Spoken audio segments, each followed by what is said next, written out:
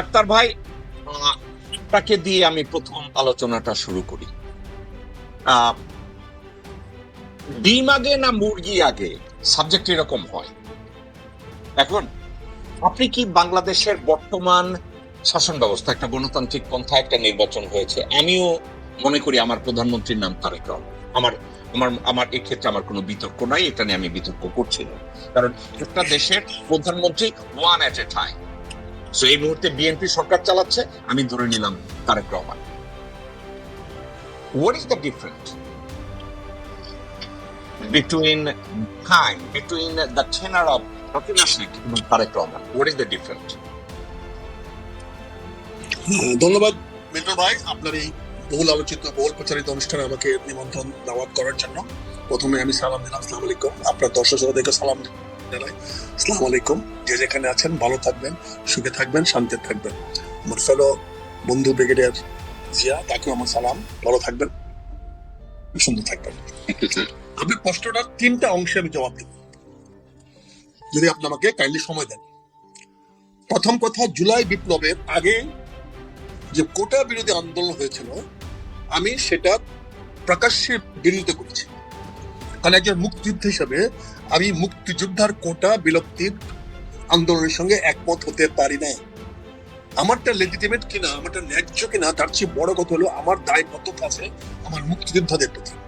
কাজে কোনো মুক্তিযোদ্ধার কোটা যদি কেউ বাতিল করতে চায়, আমি তার সঙ্গে একমত হতে পারি না। আমি দুর্ভাগ্যক্রমে কোনো সার্টিফিকেটধারী মুক্তিযোদ্ধা নই, আমার কোনো সনদ নাই, সার্টিফিকেট নাই, আমি কোনো কোটা নেই নাই, কোটার কোনো সুযোগও নেই নাই।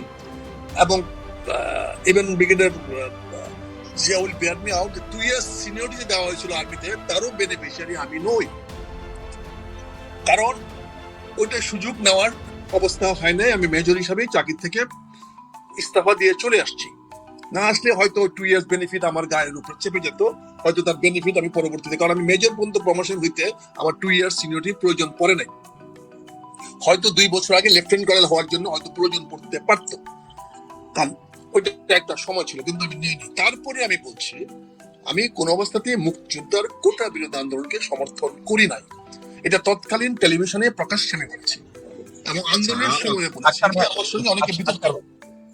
আচ্ছা, ঠিক আছে, আপনি মুক্তিযোদ্ধা, আপনি আমি আজকে 3টা অংশে বলছি তো, না ভাই, না আমি আমরা যদি আপনি সরকার ভাই না আক্তার ভাই, আমি আপনারা যদি মানে প্রত্যেকটা আমাদের টকশোতে আমাদের ফরম্যাটিং এ একটা সমস্যা হয়, মানে আমরা যদি 3 মিনিট 4 মিনিট একটা ব্যাখ্যা করতে যাই, তাহলে ইন্টারঅ্যাক্টিভ আলোচনাটা থাকে না। এখন আপনি আমাকে একটা বলছেন, এরপরে আপনার সাথেই আমি কথা বলতেছি, আমি জিয়া সাহেবের কাছে যাচ্ছি না, আপনার কাছেই থাকবো। আপনি বলছেন আপনি সমর্থন করেন। আমি এটাকে আমি আর 2টা লাইনে শেষ করে দিচ্ছি, আমি 2টা সেন্টেন্স আমি শেষ করে দিচ্ছি। কিন্তু পরবর্তীতে এটা উইটনেস আছে, সবাই সাক্ষী আছে। আমি আক্তার ভাই, আপনার কথা আমরা শুনতে পাচ্ছি না।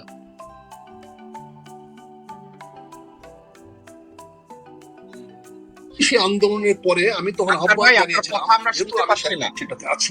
পরবর্তীতে জুলাই সনদ যেটা আছে, জি শুনতে পাচ্ছি আমি, তখন পরবর্তীতে আমি জুলাই আন্দোলনের একজন নগণ্য অংশীদার ছিলাম। সেই জুলাই আন্দোলনে আমি স্বতঃস্ফূর্ত অংশগ্রহণ করেছি, আমার এলাকায় অংশগ্রহণ করেছি, ঢাকায় অংশগ্রহণ করেছি, আমার পুরো পরিবার অংশগ্রহণ করেছি, আমার নাতিরা সব ইউনিভার্সিটিতে পড়ে, তারা অংশগ্রহণ করেছে। সেটা হলো হাসিনা বিরোধী, অর্থাৎ হাসিনাকে পদত্যাগ করতে হবে, সরকার পতন হবে, সেই আন্দোলন। আমি যে কথাটা বলতে চাচ্ছি, এই জুলাই আন্দোলনে আমাদের বাংলাদেশের অনেকের কৃতিত্ব আছে, কিন্তু এই জুলাই আন্দোলনটা শুরু করেছে যারা, তাদের তো চেতনা ছিল। সে চেতনা হলো শেখ হাসিনাকে পদত্যাগ করতে হবে, সরকারের পতন হতে হবে, এবং তারপরে কথা ছিল যে এর একটা চেতনাকে ধারণ করতে হবে যাতে এই ধরনের স্বৈরাচার বা।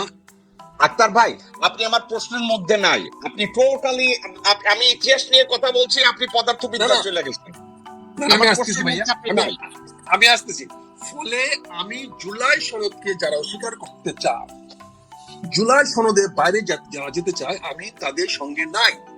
কারণ জুলাই সনদ অস্বীকার করলে, আপনি যে কথাটা বলেছেন, শেখ হাসিনা বাংলাদেশের বর্তমান প্রধানমন্ত্রী এখনো থেকে যায়।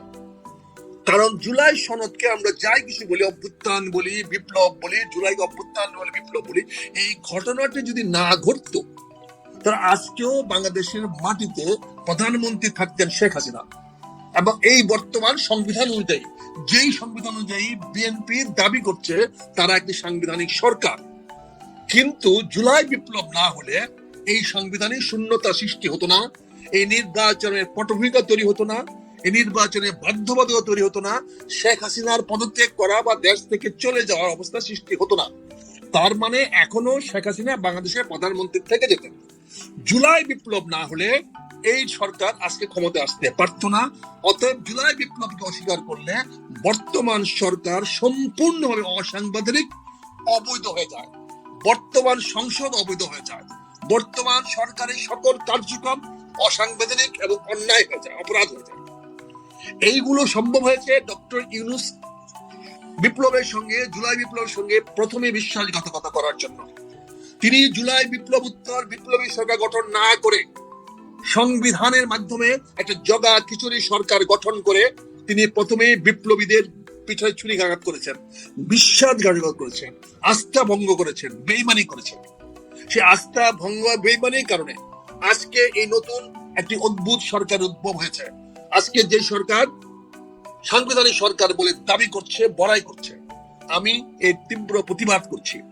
এই সরকার তখনই বৈধ হবে, এই সরকার জনগণের বৈধ সরকার হবে যদি সে জুলাই সনদ মেনে চলে, যদি সে জুলাই বিপ্লবের প্রতি শ্রদ্ধাশীল হয়, যদি সে জুলাই বিপ্লবের চেতনা অনুযায়ী সে আগামীতে এবং তার বর্তমানকে নিয়ে এগিয়ে যায়।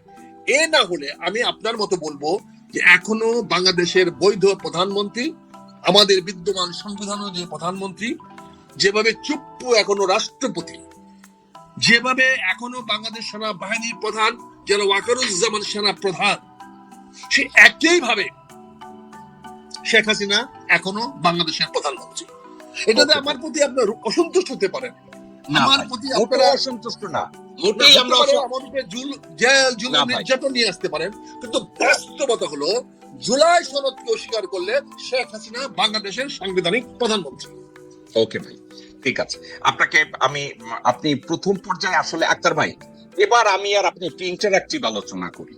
জি, আমার প্রশ্নটা ছিল, হাসিনার আমলে, হাসিনার পতনের আগের দিন পর্যন্ত, অর্থাৎ 4th of August 2024, আপনি কি মনে করেন কিনা যে ওই সময় স্বাধীন সার্বভৌম বাংলাদেশ ছিল? মানে আমরা লং ডিসকাশনে যাব না, এক কথায় উত্তর দিতে চাই, শেখ হাসিনার 15 বছর শাসন আমলে বাংলাদেশ কোনো অবস্থাতে স্বাধীন সার্বভৌম ছিল না। ওকে ভাই, অনেক মেহেরবানি আপনাকে। এইটার আলোচনাটা আমি আপনাকেই আবার করবো। আচ্ছা, আপনি আগস্টের 4 তারিখে 2024 অথবা হাসিনার শাসন আমলের পুরো সময়টাই বাংলাদেশ স্বাধীন ও সার্বভৌম ছিল না, চমৎকার উত্তর দিয়েছেন। এবার প্রশ্ন, আপনি এই মুহূর্তে তারেক রহমান যেদিন থেকে বাংলাদেশের শাসনভার হাতে নিলেন, তারেক রহমান এবং বিএনপি, আপনি মনে করেন কিনা যে বাংলাদেশ স্বাধীন সার্বভৌম বাংলাদেশ? এখানে আমার মনে করা দুইটা প্রি কন্ডিশন আছে ভাইয়া, ইফ ইউ ডোন্ট মাইন্ড আমাকে এলাও করতে হবে। দুইটা প্রি কন্ডিশন হলো, এই বর্তমান সরকার জনগণের সুষ্ঠু নির্বাচনের মাধ্যমে নির্বাচিত হয়েছে, এতে কারো কোনো সন্দেহ নাই, কারো কোনো প্রশ্ন নাই। কিন্তু নির্বাচনটা অনুষ্ঠিত হয়েছে জুলাই সনদের ভিত্তিতে, জুলাই বিপ্লবের ভিত্তিতে। যদি বর্তমান সরকার জুলাই বিপ্লবকে ধারণ না করে, জুলাই বিপ্লব অনুযায়ী সরকার পরিচালনা না করে, যদি জুলাই বিপ্লবের বা সনদে যে প্রতিজ্ঞা করার কথা ছিল, যে শপথ দেওয়ার কথা ছিল, সেই শপথ গ্রহণ না করে, তাহলে এক বাক্যে বলতে হবে এই সরকার বৈধ নয়, এই সরকার বিপ্লবোত্তর সরকার নয়। আর বিপ্লবোত্তর সরকার অন্য কোনো দেশের আনুকূল্য ছাড়া, অর্থাৎ বাংলাদেশের সার্বভৌমত্ব স্বাধীন রক্ষা করে, এই সরকার টিকে থাকতে পারে না। যেহেতু এই সরকার বর্তমানে বাংলাদেশের জনগণের আস্থা এবং বিশ্বাসের উপরে তথা জুলাই বিপ্লবের উপরে নির্ভর করে ক্ষমতায় থাকছেন না। যেমন ডক্টর ইউনূস তার যত কিছু অপরাধে থাকুক, কিন্তু তার ক্ষমতার ভিত্তি ছিল জুলাই বিপ্লব। সে যে 18 মাস ক্ষমতায় ছিল, সেটা ছিল জুলাই বিপ্লব, এবং 18 মাসটা সে প্রমাণ করতে পেরেছে বাংলাদেশ সার্বভৌম এবং বাংলাদেশ স্বাধীন। কারণ সে কোনো বিদেশিদের কথায় চলে নাই। তার ইচ্ছা ভুল থাকতে পারে, ভালো থাকতে পারে, সঠিক থাকতে পারে, কারো কাছে খারাপ মনে হতে পারে। আমিও তার অনেকগুলোর সঙ্গে একমত নই, অনেকগুলোর সঙ্গে তার কঠোর বিরোধিতা করি, কিন্তু তার শাসনামলটা প্রমাণ করে যে বাংলাদেশের জনগণের সার্বভৌমত্ব ছিল। কারণ জুলাই বিপ্লবের ফসল ছিল ডক্টর ইউনূস এবং তার সরকার। ফলে জুলাই বিপ্লব মানে হলো স্বাধীন বাংলাদেশ। জুলাই বিপ্লবের মূল চেতনাই হলো কোন বিশ্বের কোন দাদা অন্য কোন লোক বাংলাদেশের উপর খবরদারি করবে না। বাংলাদেশ স্বাধীন সার্বভৌম হিসেবে থাকবে, সবার সঙ্গে ইতিবাচক বন্ধুত্বপূর্ণ সম্পর্ক থাকবে, যার যার স্বার্থ রেখে সবার সঙ্গে ভালো সম্পর্ক থাকবে। এটাই ছিল জুলাই বিপ্লবের সনদ বা জুলাই বিপ্লবের চেতনা বা জুলাই বিপ্লবের মূল ধারণা। কিন্তু যারা এটার সঙ্গে বেইমানি করবেন, যারা এটা থেকে সরে যাবেন, তাদেরকে অবশ্যই কোনো বিদেশি শক্তির কাছে নত থাকতে হবে, কোনো বিদেশি শক্তির ক্রীড়ক থাকতে হবে। ইতিমধ্যে আমরা এক মাসের মধ্যে দেখছি আমাদের বিভিন্ন বিদেশি শক্তিরা বাংলাদেশের রাজনীতির উপরে ভর করছে, বাংলাদেশের রাজনীতিকে প্রভাবিত করার চেষ্টা করছে, যেখানে জনগণের মতামত মূল্য দেওয়া হচ্ছে না। সে অবস্থায় মনে করি বর্তমান সরকার আবারও সার্বভৌমত্ব স্বাধীনতাহীনতার দিকে হাঁটছে এবং আগামীতে যদি আবার শেখ হাসিনার পুনরাবৃত্তি এখানে হয় অন্য কোনো নামে, অন্য কারো মাধ্যমে, অন্তত আমি আশ্চর্য হব না।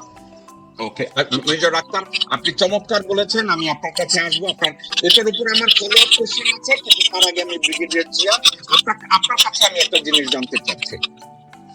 আক্তার ভাই, আপনার ফোনটাকে একটু অন অফ করেন, অফ করে আবার ব্যাক করেন। ওকে, ঠিক আছে, থ্যাংক ইউ। ওকে ওকে, জিয়া ভাই, আপনার কাছে একটা কথা জানতে চাচ্ছি। মেজর আক্তার সরাসরি বলেছে হাসিনা শাসনামলে বাংলাদেশ স্বাধীন ও সার্বভৌম ছিল না। কেন ছিল না? বাংলাদেশ পরিচালিত হয়েছে ভারতের নীল নকশায়, সরাসরি, কোনো পরোক্ষ ভাবে না, প্রত্যক্ষ ভাবে। বাংলাদেশ এবং হাসিনার বাংলাদেশ তফাৎ কোথায়? আপনি কি তফাৎ দেখেন? প্রথম কথা হলো দুই ব্যক্তি। হাসিনা এক ব্যক্তি ছিলেন, এখন প্রধানমন্ত্রী তারেক রহমান আরেক ব্যক্তি। সুতরাং এটা হলো মানে প্রধানতম পার্থক্য, এটা যেটাকে আমি বলবো ফিজিক্যাল ডিফারেন্স আর কি। আইডিওলজিক্যাল ডিফারেন্স হয়তো তাদের আইডিওলজিক্যাল ডিফারেন্স আছে কিনা আমি ঠিক জানি না, বাট আমি আমার দৃষ্টিকোণ থেকে আমি দেখি না আইডিওলজিক্যাল ডিফারেন্স এখানে। যে কারণটা হলো ঠিক যে সমস্ত কাঠামো হাসিনা রেখে গিয়েছিলেন সেই কাঠামোকে ঠিক রাখা হয়েছে এবং সে একই আচরণ করে, একই পথে, সিম্পলি কপি পেস্ট যেটা বলি আমি। ঠিক উনি যা যা করেছেন ইনিও তাই করছেন। এখানে হয়তো কিছুটা মানে চাকচিক্য আছে, সুগার কোটিং আছে। আমি প্রটোকল নিলাম না, আমি পুলিশ দ্বারা করাচ্ছি না, আমি হাত মারছি রাস্তায় চলতে, ঠিক আছে না? এইটা দ্যাট ইজ দ্য ডিফারেন্স। এর বাইরে তেমন কোনো কিছু ডিফারেন্স আমি দেখি না। কারণ আপনি যদি কোনো ডিফারেন্স না দেখেন, তাহলে তো আমরা এক কথা মেজর আক্তার যেটা বলছে আমরা ওইটাকেই করতে পারি। তাইলে হাসিনা যেভাবে স্বাধীন সার্বভৌমত্বকে স্বাধীনতা এবং সার্বভৌমত্ব এবং চেতনা এবং বাংলাদেশের অস্তিত্ব যেভাবে বিলীন করে রাষ্ট্র চালিয়েছে, তাহলে তো তারেক রহমান এবং বিএনপি করছে, সেট অ্যাড হয়েছে কিছু চাকচিক্য। আচ্ছা, না, এখানে আরেকটা জিনিস আছে, সেটা হলো শেখ হাসিনা মানে খুবই মানে জঘন্য শাসক হতে পারে, কিন্তু শেখ হাসিনা কিন্তু যখন সংসদে দাঁড়াতো সে কিন্তু তার নিজের বলে দাঁড়াতো। তার যে সমস্ত কথাবার্তা সেটা অন্য কারোর উপরে ডিপেন্ড করতো। যদি করে থাকতো সেটা সে তার অফিসে হোমওয়ার্ক করে আসতো, কার কাছ থেকে কি তথ্য নেবেন সেটা সে দিত।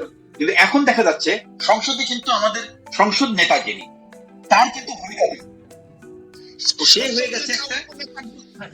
কি বলতে চাচ্ছেন বর্তমান সংসদ নেতা উপনেতার ভূমিকা পালন করছে, অথবা উপনেতাও না, সংসদ নেতা তো নাই, উপনেতারও নাই, উপস্থিতি নাই।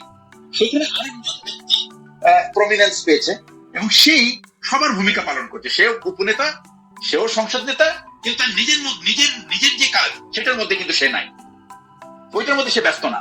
হি is busy in performing the role of মানে প্রধানমন্ত্রীর রোল এবং উপপ্রধানমন্ত্রীর রোল পালন করছেন, কিন্তু স্বরাষ্ট্রমন্ত্রীর রোল তিনি পালন করছেন না, ওখানে নাই তিনি। কারণ একটাই, সেটা হচ্ছে উনি বিএনপির কাছে, বিএনপির অ্যাকচুয়ালি সমস্ত সংসদ সদস্য যারা আছে তাদের কাছে উনি প্রমাণ করতে পেরেছেন ওনার গালগর্ব বক্তব্য দিয়ে যে উনি একমাত্র জ্ঞানী ব্যক্তি, আর বিএনপি তার কোনো দ্বিতীয় কোনো জ্ঞানী ব্যক্তি নাই, যিনি নাকি এই সংবিধান, নিয়ম কানুন বা স্পিরিট, গভর্নেন্স, যাই বলেন আপনি, সুশাসন, এগুলোর উপরে কোনো কথা বলতে পারে। আমার কাছে মনে হচ্ছে বিএনপি একটা সিম্পলি একটা, কি বলবো আমি, এটা অজ্ঞদের দলে পরিণত হয়েছে। সেখানে এখন পর্যন্ত আপনি সংসদে আর কোনো দ্বিতীয় ব্যক্তিকে দেখেন নাই যে কিনা ফ্লোর নিয়ে সে এই সংবিধান সংক্রান্ত বিষয়ে ব্যাখ্যা দিতে পারে। এমনকি আইনমন্ত্রীরও কোনো অবস্থান নাই, যিনি নাকি সংবিধানের সবচেয়ে বেশি ব্যাখ্যা দেওয়ার ক্ষমতা থাকার কথা, তিনিও নাই। কিন্তু তো তাহলে তারেক রহমান সাহেব ওখানে আছেন কি জন্য? ওনাকে যদি পুরো দলকে যদি সালাউদ্দিন সাহেবই পরিচালনা করেন, তাহলে তার মানে এখানে আরেকটা বড় ডেফিসিয়েন্সি হলো, শেখ হাসিনার দলে শেখ হাসিনাই ছিলেন বাঘ আর বাকি সব ছিল ছাগল। এখানে বিএনপিতে সালাউদ্দিন হলো বাঘ, বাকি সব হয়ে গেছে ছাগল। বুঝতে পারছেন? এই হলো ডিফারেন্স। এটাই আমি মনে করি সাবজেক্টটা কি এইটা হতে পারে, সাবজেক্টটা কি, আমি জাস্ট তারেক রহমানকে একটু বেনিফিট অফ দ্য ডাউট দিতে চাই। 12 বছর বয়সে empire Akbar he took oath as an empire, কিন্তু ওই সময় তার একজন বৈরাম খান ছিল। বৈরাম খান তাকে ভালো করে রাজত্ব শিখাইছে, সবকিছু কেমনে করতে হয়। তো Salauddin is play the role of Bairam Khan. 2026 সালে বৈরাম খানের রোলের কোনো সুযোগ নেই। ওই যিনি প্রধানমন্ত্রী হয়েছেন, উনি যদি প্রধানমন্ত্রীর পদটাকে অলঙ্কৃত না করতে পারেন, উনি ওনার জ্ঞান প্রজ্ঞা দিয়ে, তাহলে ওনার ওখানে দেওয়া উচিত হয়নি। তাহলে ওনার উচিত ছিল একজন সাধারণ সংসদ হিসেবে থাকা আর সালাউদ্দিনকে প্রধানমন্ত্রী বানানো, তাহলে এটা মানানসই হতো। উনি যদি ওই রোলটা প্লে করতে চান, প্রধানমন্ত্রীর রোল, তাহলে কি হি হ্যাজ টু প্রুভ। এবং এটা কি হচ্ছে, প্রতিদিন কিন্তু মানুষ চোখে আঙ্গুল দিয়ে দেখাচ্ছে দ্যাট হি ইজ এ, কি বলে, একটা ফাঁপা বস্তু আর কি, একটা এমটি পট। এই এমটি পটের তো দরকার নাই। আপনাকে প্রধানমন্ত্রী হলে প্রধানমন্ত্রীর রোলটাকে আপনার পালন করতে হবে, ওনাকেই হলো উনিই দিতে হবে। উনি ফাইনাল কথা উনার হইতে হবে। সংসদের শেষ কথা কিন্তু উনার, স্বরাষ্ট্রমন্ত্রীর না। স্বরাষ্ট্রমন্ত্রী শুড স্পিক অ্যাবাউট অনলি স্বরাষ্ট্র বিষয়, তার তো সংবিধানের দায়িত্ব নেই। এখন আমরা যা দেখলাম প্রজ্ঞাপন, সে সংবিধানের তো সে স্বরাষ্ট্রমন্ত্রী তো আছেই, সে সশস্ত্র বাহিনী বিভাগের রিপ্রেজেন্ট করবে, প্রতিরক্ষা মন্ত্রণালয় রিপ্রেজেন্ট করবে এবং প্রধানমন্ত্রীকে রিপ্রেজেন্ট করবে। তাহলে ওখানে উপপ্রধানমন্ত্রী, উনি যে সংসদ উপনেতা, এই যে মির্জা ফখরুল সাহেব, উনি কি, ওনার কাজটা কি? তাহলে উনি কি প্রধান, তার মানে উনিও প্রধানমন্ত্রী হওয়ার যোগ্যতা রাখেন না। তার মানে উনি এখন এই যে সালাউদ্দিন সাহেব, উনি জুলাই স্পিরিট বুঝবে কিভাবে? উনি কি জুলাইয়ের কিছু জানেন নাকি? উনি তো 9 বছর ছিল আরামে, উনি জুলাই সম্বন্ধে কোনো আইডিয়া আছে? উনি তো শেখ হাসিনার যে অত্যাচার, নিপীড়ন, নির্যাতন, ওটা তো উনি এক ইঞ্চিও উনি পান নাই। উনি তো নিজেকে এবং ওই ভারতীয় গোয়েন্দা সংস্থার সাথে উনি সমঝোতা করে উনি চলে গেছেন ওই পারে। আর পুরো ঝড়ঝাপটা যা চলেছে সেগুলো বিএনপির মাঠ কর্মীরা। আজকে আমি, আমার একটা কলিগ, নাম হলো ফ্লাইট লেফটেন্যান্ট হারুন, আমি হারুনকে চিনি। খালি শুধু ফ্লাইট লেফটেন্যান্ট হারুন না, বাংলাদেশ সেনাবাহিনীর অনেক অফিসার, আমি অন্যদের কথা বাদ দিলাম, তারা দিনের পর দিন, এমনও ছিল অনেক অফিসার সোমালিয়াতে পালিয়ে গেছে অত্যাচারের ঠেলায়, তারা সর্বস্ব হয়ে গেছে। কিছু অফিসার, তাদের কোনো জায়গা নেই, তাদের কোনো জায়গা নেই। এই হারুনের কোনো জায়গা নেই। হারুনের মতো লোক বহুবার জেলে গেছে। আমার আরেক কলিগ ওয়াহেদ সাহেব, যিনি এখন লন্ডনে নির্বাসিত, উনি কিন্তু 5 মাস জেল খেটে, জেল থেকে কোন রকমের মুক্তি পেয়ে দেশ থেকে পালিয়ে গেছে। এরা কিছু না, এই সালাউদ্দিন এরাই হয়, দে হ্যাভ বিকাম হিরো। এই যে হাবিবুন নবী সোহেল 451টা মামলা খেয়েছে, 451টা মামলা খেয়েছে, উনার অবস্থানটা কই? এই খায়রুল কবির খোকন, নাজিমউদ্দিন আলম, এরা তো সব জেলেই ছিল। ওরা তো বাইরে ছিল, মাঝে মধ্যে আসতো বাইরে হাওয়া খাইতে, বাকি সময় জেলেই ছিল এই 17টা বছর। এছাড়াও বিএনপির হাজার লাখ, মিনিমাম 5 লাখ নেতা কর্মী, তারা ধান খেতে জীবন কাটাইছে পুরো 17টা বছর। তাদের অবস্থানটা কই? তাদের অবস্থান কি ওই কৃষি কার্ডের মধ্যে? তাদের অবস্থান কি ওই ফ্যামিলি কার্ড? এটাই কি তাদের পুরস্কার? আমার মনে হয় কি, এই বিএনপি তার এই যে সালাউদ্দিন সাহেবকে যে এখন বসানো হয়েছে, সালাউদ্দিন সাহেবকে খুব পরিকল্পিতভাবে বসানো হয়েছে বিএনপিকে একেবারে সমূলে ধ্বংস করার জন্য। ওকে, এবং ব্রিগেডিয়ার জিয়া, আপনি একটা কথা যা বলছেন, আপনার কোনো কথাকে আমি ডিনাই করি না, আপনার কথা আমি বিতর্ক তৈরি করি না। একটা কথা, সালাউদ্দিন সাহেবকে বসানো হয়েছে, আপনার কি মনে হয় সালাউদ্দিন সাহেবকে তারেক রহমান বসাইছে? না, আমি উদাহরণ দিচ্ছি একটা, সেটা হচ্ছে সালাউদ্দিন সাহেব দেশ থেকে তাকে উনি যে ব্যাখ্যা উনি দিচ্ছেন, ওনাকে কে জানি ধরে নিয়ে গেছে, নেওয়ার পরে উনি গিয়ে দেখেন উনি হঠাৎ করে নিজেকে আবিষ্কার করছেন ভারতে। তো সালাউদ্দিন সাহেব ভারতে যাওয়ার পরে উনি আইনি লড়াই লড়েছেন 9 বছর, 16 সাল থেকে উনি এই 25-24 সাল পর্যন্ত 8 বছর লাইনে লড়াই লড়েছেন, এবং সেই লড়াইয়ে উনি কোনো সফলতা দেখেন নাই। যেই শেখ হাসিনা 5ই আগস্ট চলে গেল, উনি 4 দিনের মধ্যে উনি সেই সফলতা পেয়ে গেল, 9 তারিখে উনি এসে হাজির হলো বর্ডারে। আর জিয়া ভাই, একটা কথা, আপনি এবং মেজর আক্তার দেশের বাইরে বহুবার সফর করেছেন। ফর এক্সাম্পল, আপনি যদি কোনো দেশে অবৈধভাবে অনুপ্রবেশ করেন, দেশে ইনক্লুডিং ইউরোপ এবং আমেরিকা, যেমন আমেরিকার রুল অনুযায়ী আপনাকে যদি বর্ডার এন্ড কাস্টমস তারা যদি আপনাকে ধরে, আইন যদি আপনাকে ধরে, তাইলে আপনি যদি বলেন যে আমি ভুলে ঢুকেছি, আমি এই মুহূর্তে দেশ ত্যাগ করতে চাই, 48 to 72 আওয়ার্স এর মধ্যে তাকে প্লেনে উঠাই দিবে। আপনার কাছে টাকা না থাকলে টাকা দিয়াও দিবে। ওখানে আইনি লড়াইয়ের কোনো দরকার নাই। সালাউদ্দিন সাহেব কোন আইনি লড়াইটা করছে যদি আমাকে একটু বলেন, কোন আইনি লড়াইয়ের কথা? আমি তো জানি না কি করছেন, কিন্তু উনি ক্লেম করছেন উনি আইনি লড়াই লড়েছেন। হ্যাঁ, কিন্তু সে কি এমন আইনি লড়াই লড়লো যে ওনাকে 9 বছর 8 বছর আটকে রাখলো, আর ঠিক হাসিনা চলে যাওয়ার 4 দিনের মধ্যেই উনি বাংলাদেশে সেই আইনি লড়াই শেষ হয়ে গেল এবং আইন হাজির হয়ে গেল।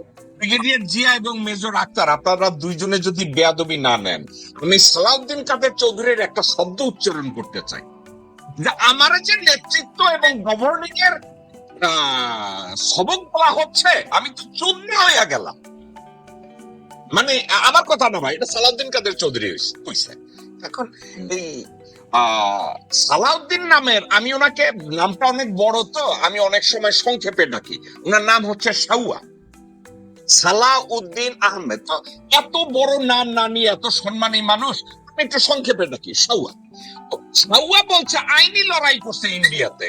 As a matter of fact, বাংলাদেশের কোন নাগরিক যদি ভারতে যায়, সেখানে অবৈধভাবে যদি প্রবেশ করে, এই অবৈধ অনুপ্রবেশের জন্য কোনো আইনি লড়াইয়ের কোনো কিছু নাই। উনি ওখানে আবিষ্কার যদি করেও থাকে যে ওনাকে গুম করে ওখানে নিয়ে গেছে, তাইলে উনি পরের দিন উঠে বলবে, দেখো আমি এখানে ইচ্ছাকৃত ভাবে আসি নাই, বাই ফোর্স আমাকে এখানে আনা হয়েছে, আমাকে একটা ট্রাভেল পাস দাও, আমি বাংলাদেশে চলে যাই। End of the story. It may take 3 to 4 business day, maximum a week. ওনার 9 বছর লাগছে।